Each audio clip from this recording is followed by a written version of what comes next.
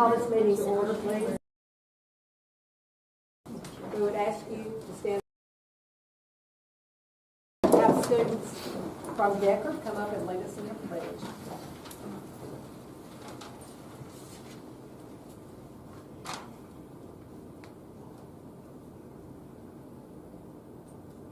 Thank you. Ms. Gear, would you like to introduce your students and bring them forward? I would love to. All right, girls and boys, come on down. I'm going to let them introduce themselves. Go ahead. My name is Madeline Isbell. My name is Kimberly Wallace. My name is Oakley Barnes. My name is Layla Rollins. My name is Elijah Dillard. My name is Anna Tennyson. Stand, salute, and pledge. I pledge allegiance to the flag of the United States of America and to the republic for which it stands, one nation, under God, indivisible, with liberty and justice for all. Thank you.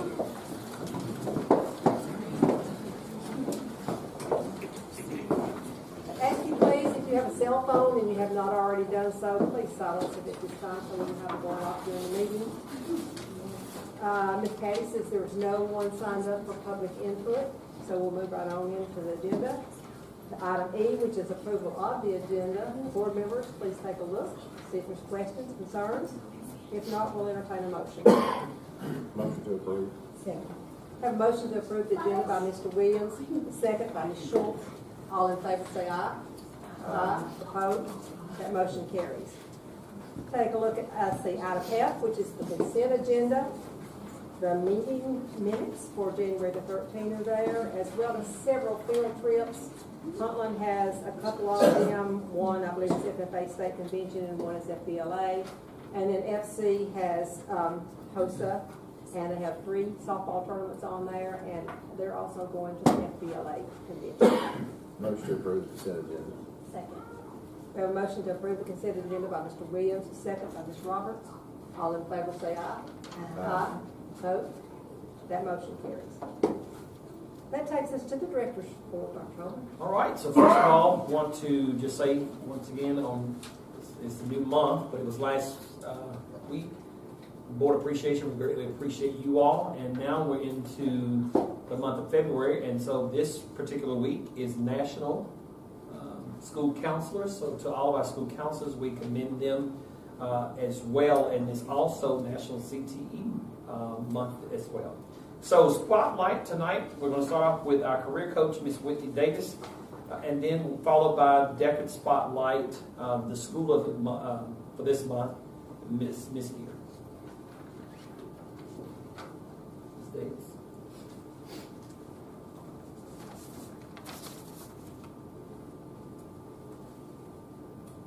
As he said, I am Franklin County School District's career coach. I'm Whitney Davis, for those of you who don't know me. But you guys you bear with me, you're not my typical audience. I prefer middle school and high school students. So first of all, the goal of a career coach, or for our career coach for our district, is to implement strong and effective career classes in each middle school, ultimately increasing the number of students taking advantage of the EPSOs offered at our high schools and becoming successful and productive citizens.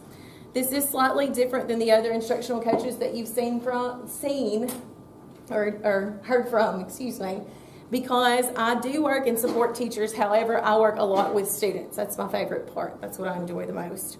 First thing that we're going to talk about is assessments, then the curriculum that our career classes use, and then several experiences. First, on assessments is major clarity. According to Tennessee Code Annotation, students in 7th or 8th grade have to complete a career assessment. We choose to do that in our district in 8th grade. Students then, we talk together about what those results mean, and then they're able to complete activities based on what those career assessment results are. Next is curriculum. The first one is J.A. Biztown, and that is our 6th grade curriculum for career explorations in our middle schools.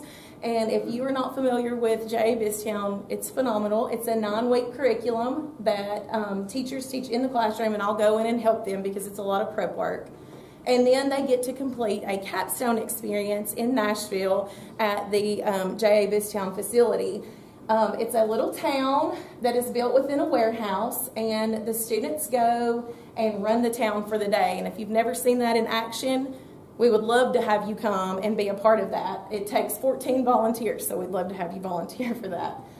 This is our most recent group that got to go in January. This is part of South Middle School and then all of Huntland 6th grade. And our sweet little mayor up there in the top left-hand corner, she got to meet the actual mayor of Nashville by happenstance that day. So that was pretty cool.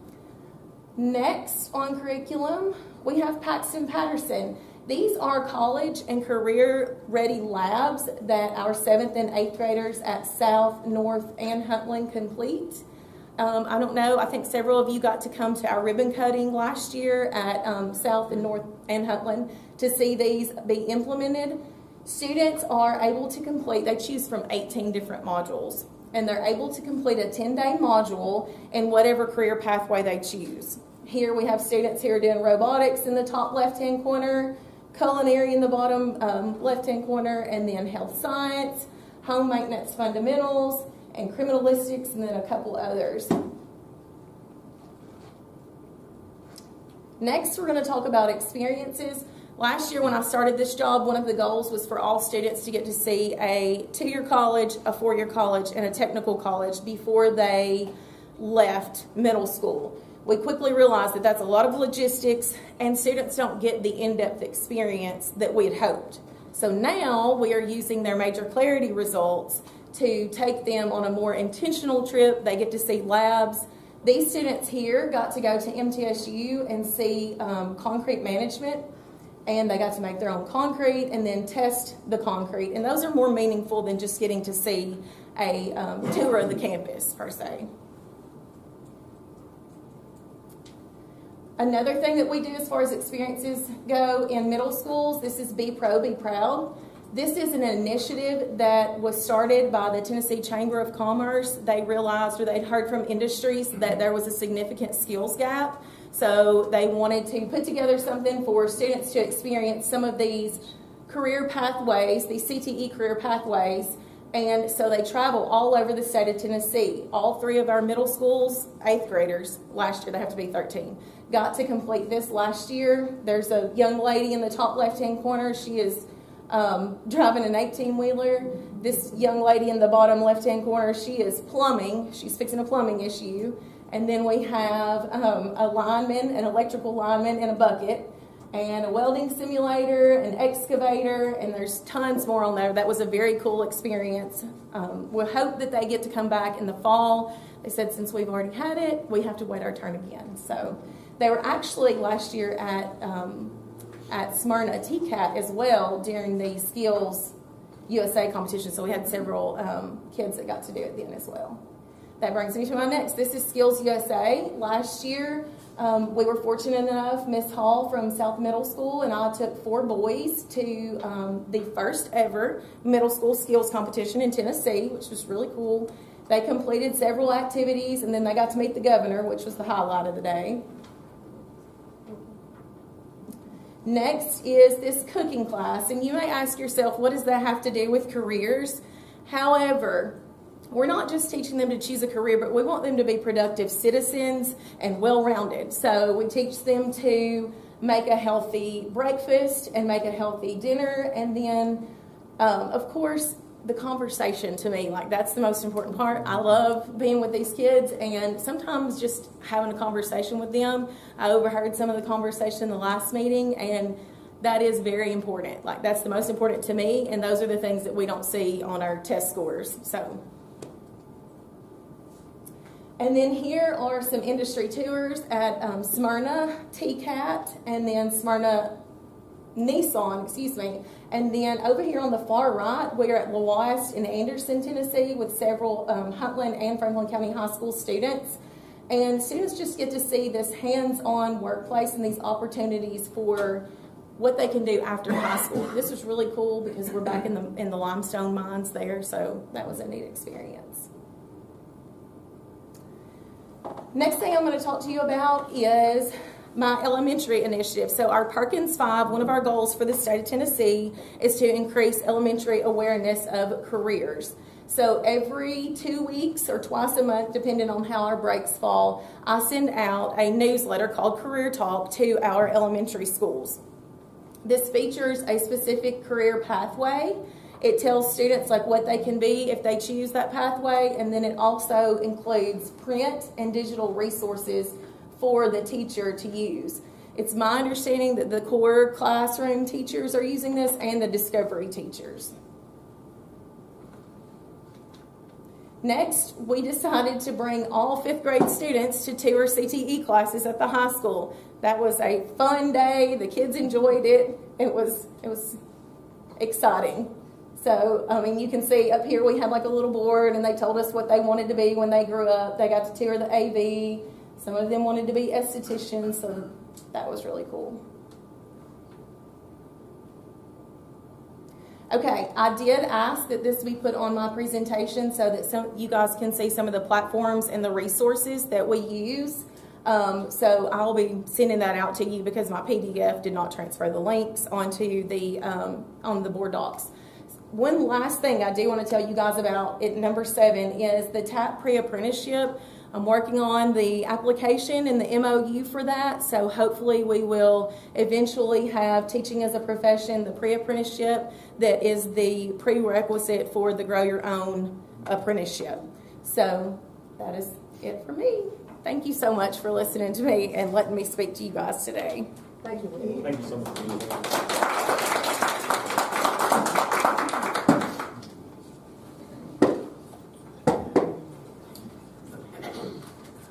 Hi, good evening. I am Megan Gear. I'm the principal at Deckard Elementary, where we are the All-Stars, and success starts here. Some of our learning objectives this year, we have had several areas of focus. Our educational growth, number 1, family and community engagement, safety, and of course, celebrations. Talking about our educational growth, our school has made several strides in areas this year to meet our goals.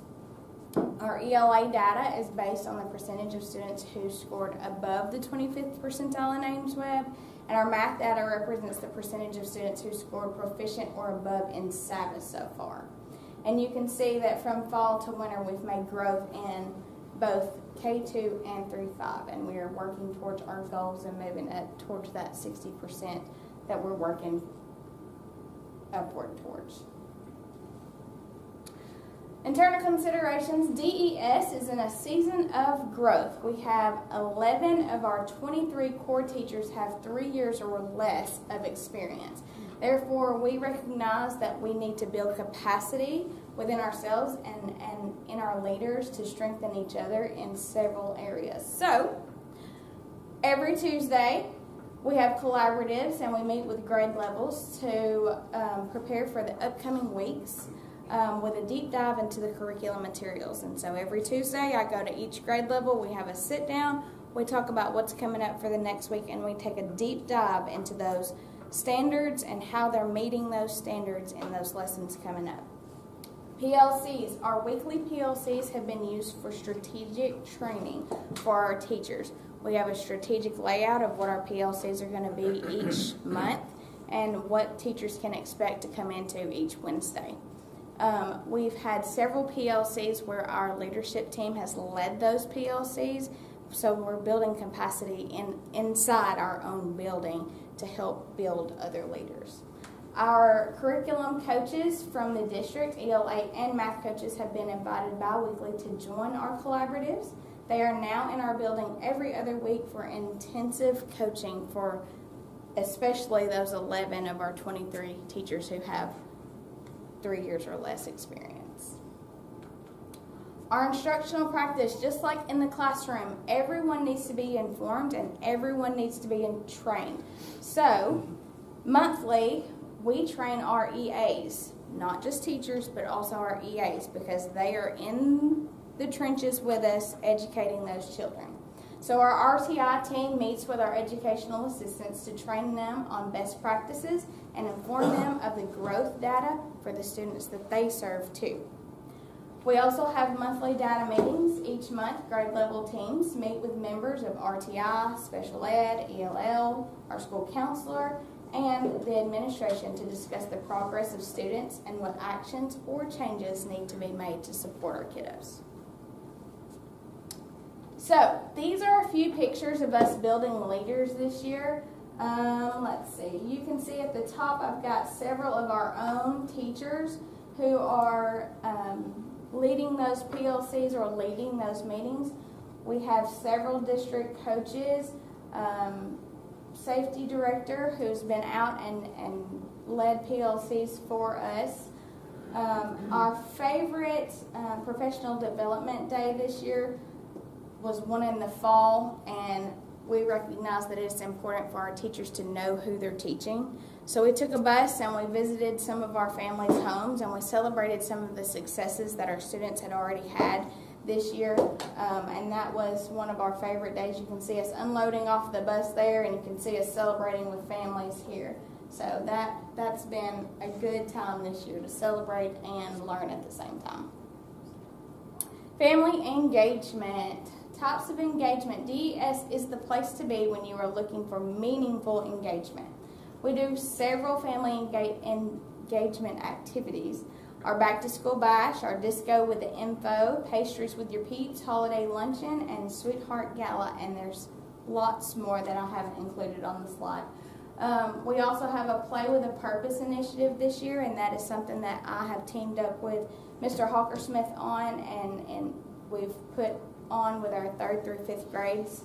3rd through 5th grade teachers and parent volunteers or community volunteers give students the opportunity to play games or activities that otherwise wouldn't be offered. So things like playing kickball or learning how to play a card game, things like that are being done outside with kids. And the one piece of data that has been the most important to me this year is there have been 0 office referrals from recess because of this initiative. It's been wonderful. Another engagement piece that we do is Clubpalooza. Once a month on the 3rd Wednesday, everyone in the school stops and we have club time. Our students don't get the opportunity to stay after school to have clubs. So we find it important to have clubs during school so that all of our kiddos can participate. So every teacher, every assistant, we even have community members come out and help lead those clubs. And kids get to pick a club in the fall, and then they get to pick a different club in the spring so that they have a variety of things that they're learning that they might not otherwise do. These are some of our events. Our Disco with the Info event, our students were in the gym dancing the night away, and parents got to go learn in the classroom on how to help support their students at home. So they received all kinds of materials to take home, things like that, while their students were in the gym so that they could focus on the information given. We've also had events where community members came in on our Innovate Day. And then this is a picture over here of some of our Play with a Purpose that we've got going on. Some more events, and you can see how many of our parents come out and are involved with all of our activities. And you may ask, how do they get all those parents there? So we understand that helping students succeed takes the entire village. It's us, it's the parents, it's the students, it's everyone. So to encourage our parents to participate in our events, we offer parent incentives. Parents can earn points for coming to school events, various community events, and volunteering. Parents earn lunch on the lawn with their students at the end of the year, reserved seating at the end of the year awards, and field day ticket. When they come to our events, they scan our QR codes, and that's how we register that they were at the event. Part of that QR code as well is a piece where they can give us feedback so that we can tailor each event and make it better for our parents. And then, of course, we cannot do all of our family engagement without our community partners who have been so beneficial to us. We've partnered with several community partners like Nissan, Campora, TWRA, our local police department, Duck River, several that are not even on the screen who have helped our school out and given our kiddos opportunities.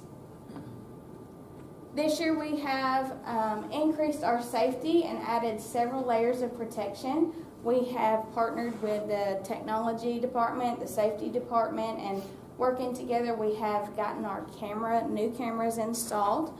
We've recently gotten our vestibules installed along with TDAX. We got scan card keys. Thank you, Miss Laurie. I appreciate that. And Mr. Howe. We also have the protection on the windows in our front entrance. So we are working towards making Deckard Elementary super safe for our students, and we are excited about it. And celebrations.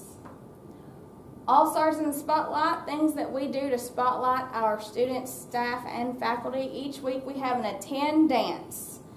Students who have been in attendance for the entire week join me, Miss Skier, for the grade level attend dance, and I will roll down to each grade level with my boombox, and we will celebrate their attendance for the week with a song and dance party in the hallway.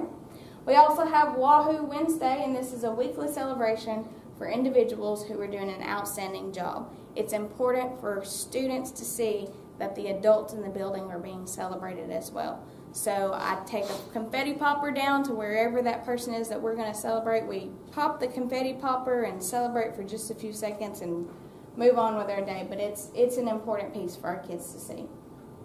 And then, of course, we have our All-Stars of the Month for students, faculty, staff, and everyone is celebrated and gets a reward. Here's just a few of our celebrations that we've had this year. We've got our All-Stars of the Year here. This is the coveted silver spoon. I don't know if you can see it right there, but it is a trophy, and the top of it's ripped off, and a silver spoon is glued to the top. And these children work so hard for the silver spoon each week. How do you get the silver spoon? Well, we have a dojo system points. And our kids earn points for good behavior in the mornings for arrival, and they get it in the afternoons for dismissal, and they also get it for lunchroom. So class with the most dojo points at the end of the week gets the silver spoon and popsicles from the principal. They love it. It's great. We also have students here who are celebrating their growth on Ames Webb and Savas. We celebrate as a faculty and staff about quarterly together. And then also, we go around the halls and celebrate our faculty and staff this way. Students also get to celebrate when they palm a skier in the face for meeting a goal. That was a good day. It was a sticky day. And then our newest celebration, one thing that we have started this year is students get to design our faculty and staff t-shirt. And so this is our very first t-shirt this year that has been designed by a student, and so part of the reward of winning that contest is that that student gets their very own t-shirt that matches the faculty and staff. Thank you so much for your continued support of DES. I welcome any of you to come into DES and help in collaboratives. Come celebrate with us. Any of the things, you are always welcome at Deckard. Thank you. Thank you, Megan.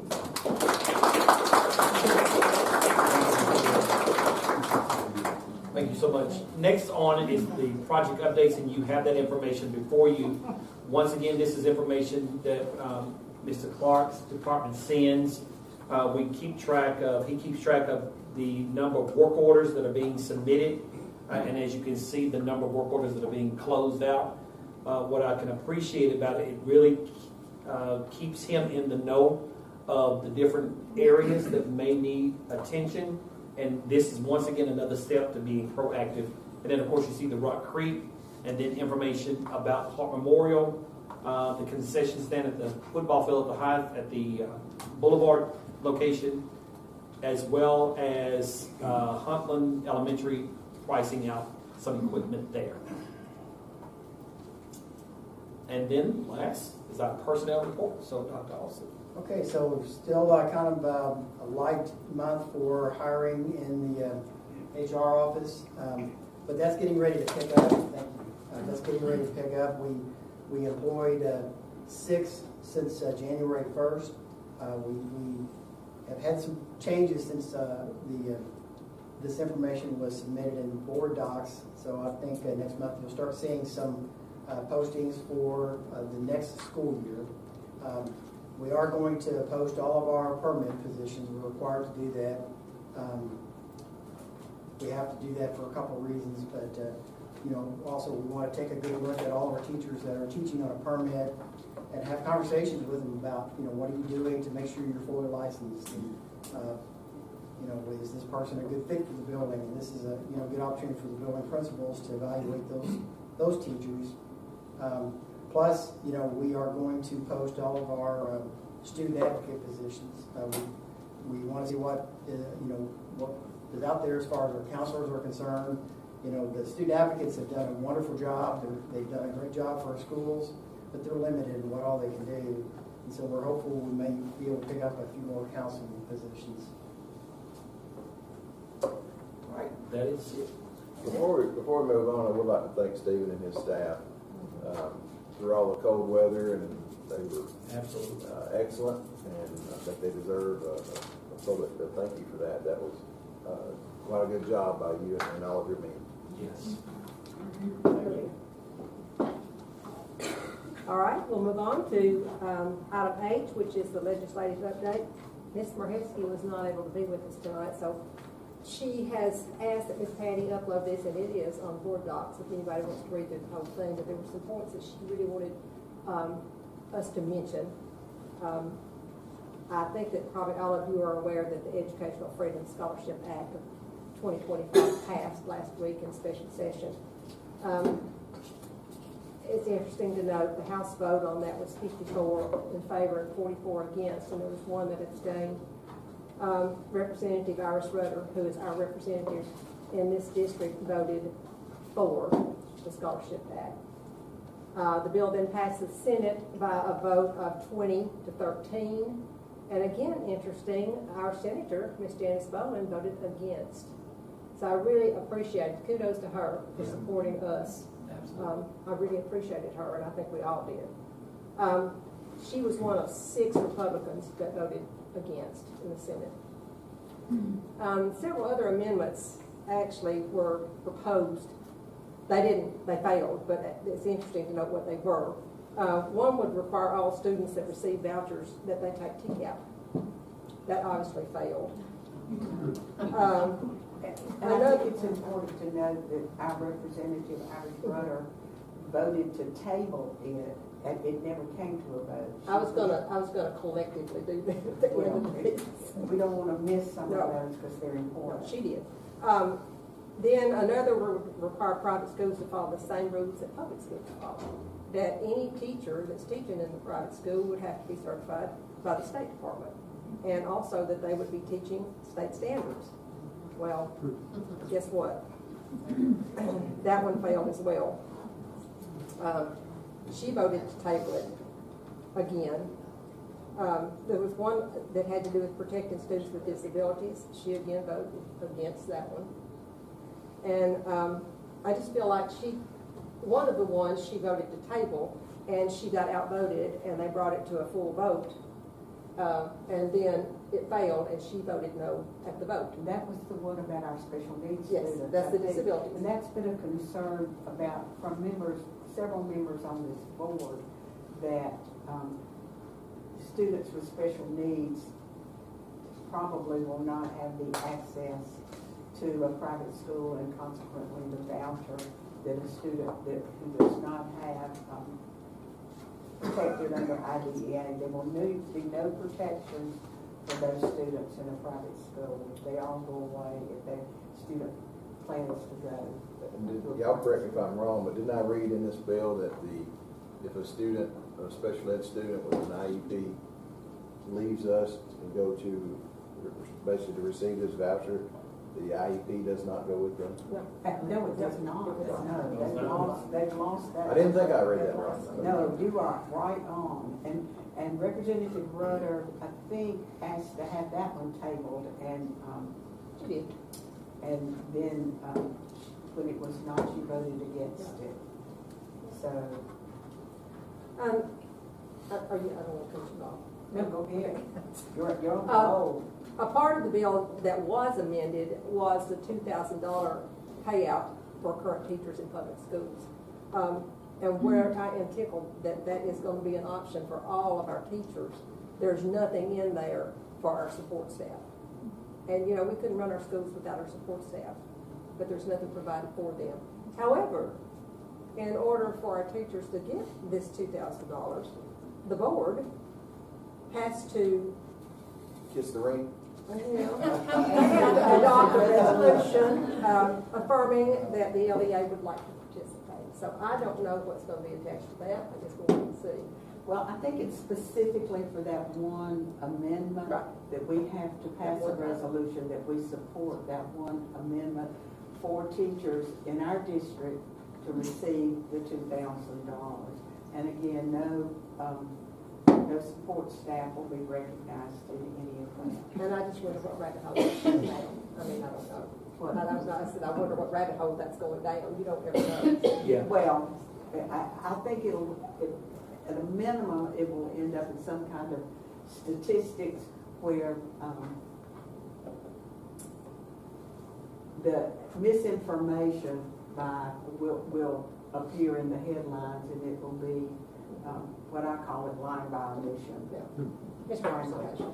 And on that, Ms. Walker, on the teachers, and that's strictly just for teachers. Yes. That is not Not for administrators. administrators, supervisors, instructional coaches, counselors. It is strictly. Strictly the people that work directly instructing Yes. students. There are other bills that are filed for this legislative session.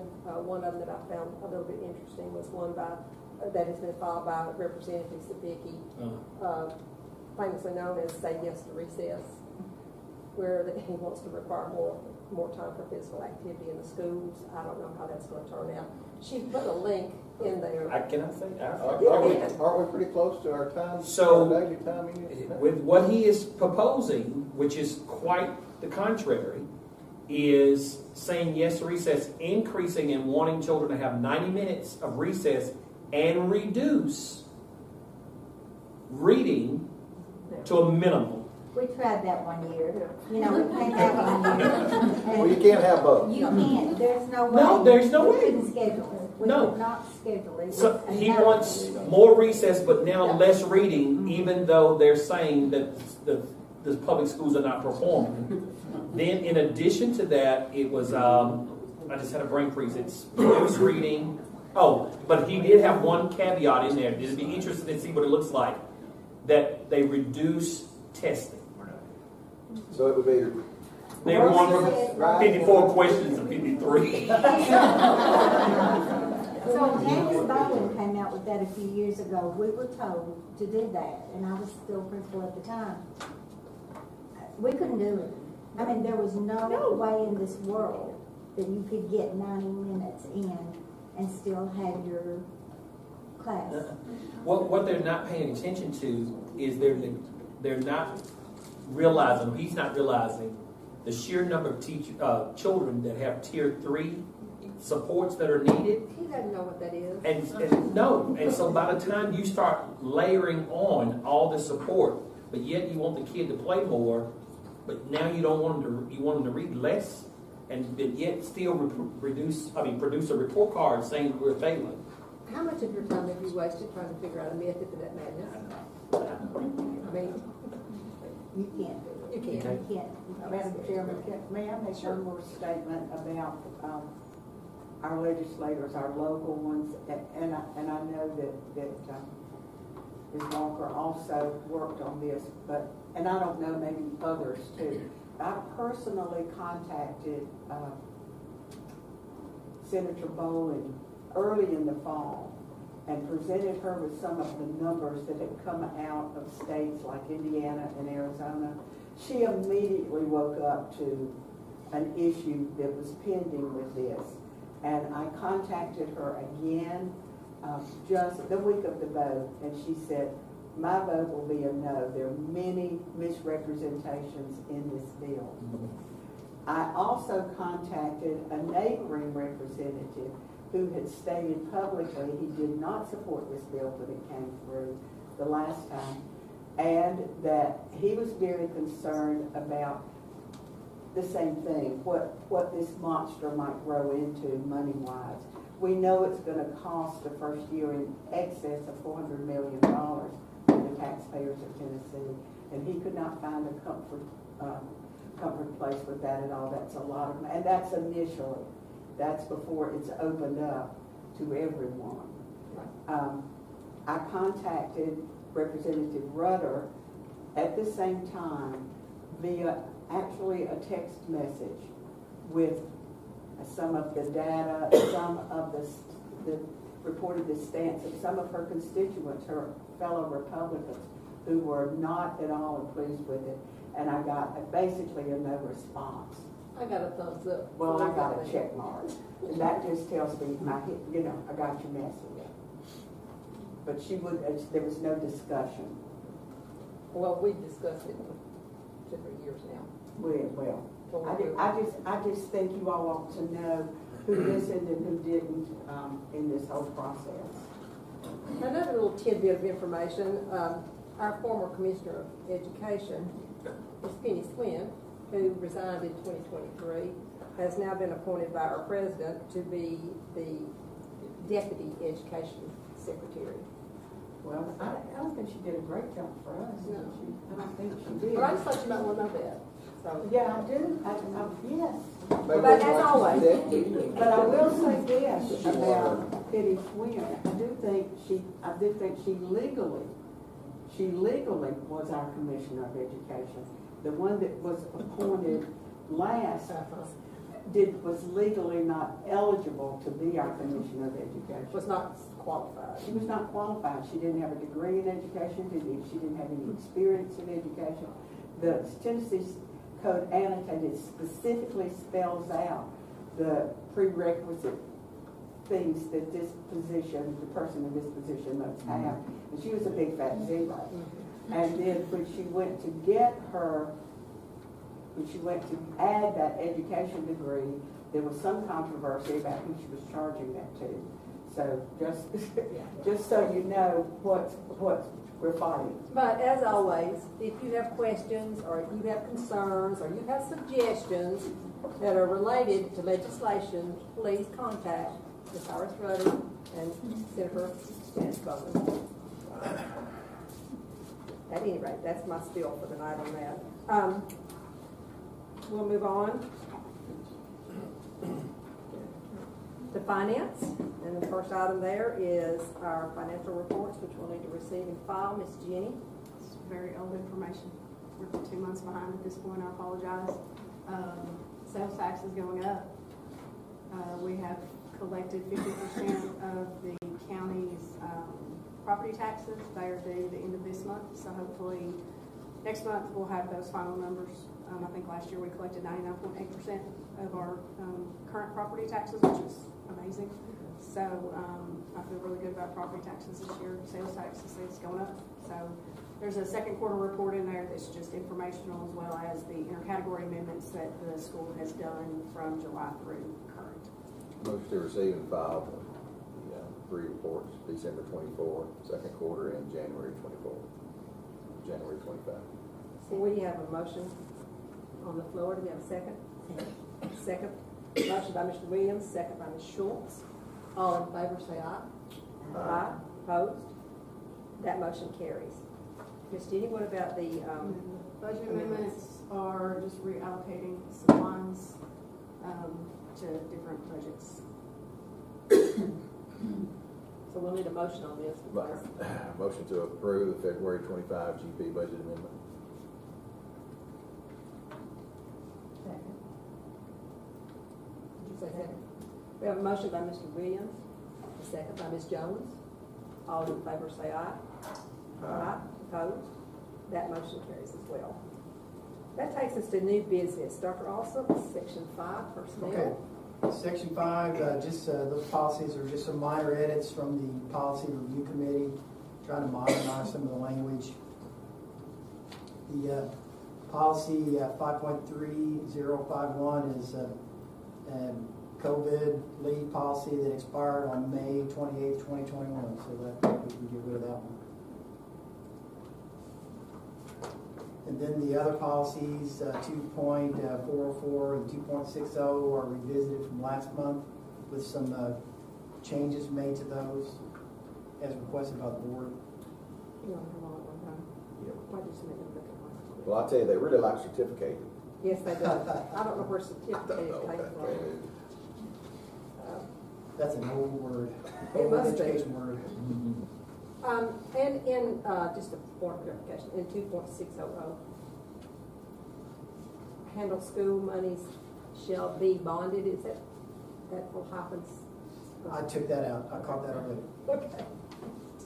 Just asking. I think we'll do them all together. Okay, I'll make a motion to approve the board policies of section 5, section 5 and section 2 are revisited. So that's 5.110, 5.113, 5.301, 5.3051, and 2.402, and 2.600. Second. We have a motion to approve all of the revisions to the policy by Mr. Williams. We have a second by Ms. Leakey. All in favor say aye. Aye. Opposed? That motion carries. Then we have a request for petty cash from Holland, and this is just for their spring sports. And this is something that we typically do for them. I think it's for $800. Petty cash. Motion to approve the petty cash request. We have a motion to approve the request by Mr. Williams. Second. We have a second by Ms. Leakey. All in favor say aye. Aye. Opposed? That motion carries. Takes us down to item K, which is discussion. I hope that you've all had a chance to go through the board evaluation. Ms. Patty was kind enough to go through them and average them for us. All in all, we came out with a 3.34 out of 4, which is good. It's not excellent by any means, but it's good. But there's one point, is there anything that anybody wants to discuss about this on any of the standards? Well, there's one that I would like to ask about, and you don't have to speak up about it right now, but I would like whoever made the comment to own it and contact me about it, because I would like to take care of whatever the problem is. On Standard 5, which is on board operations and meetings, we have a needs improvement on that. And I feel like if there's something that I can do to correct that problem, or if it's me, I don't care, just tell me so that we can take care of it. I don't know how we justify a needs improvement on all of those indicators. If it's over all of them, then I definitely need to know what's going on there. So if you would, give me a call, message me, do whatever, so we can rectify that problem. Is there anything that anybody else wants to look at? Comments? I thought the comments were really good that you all made after each of the standards. A lot of positive comments. There were some that were good there for improvement as well.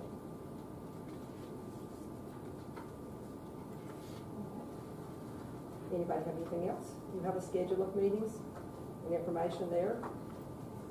We have the Legal and Legislative Institute in Franklin. That's Monday afternoon and Tuesday of next week. And I'm sure a lot of us will be going to that. If there's nothing else. Ms. Leakey? Motion to adjourn. I don't guess we. Second, sure. Absolutely.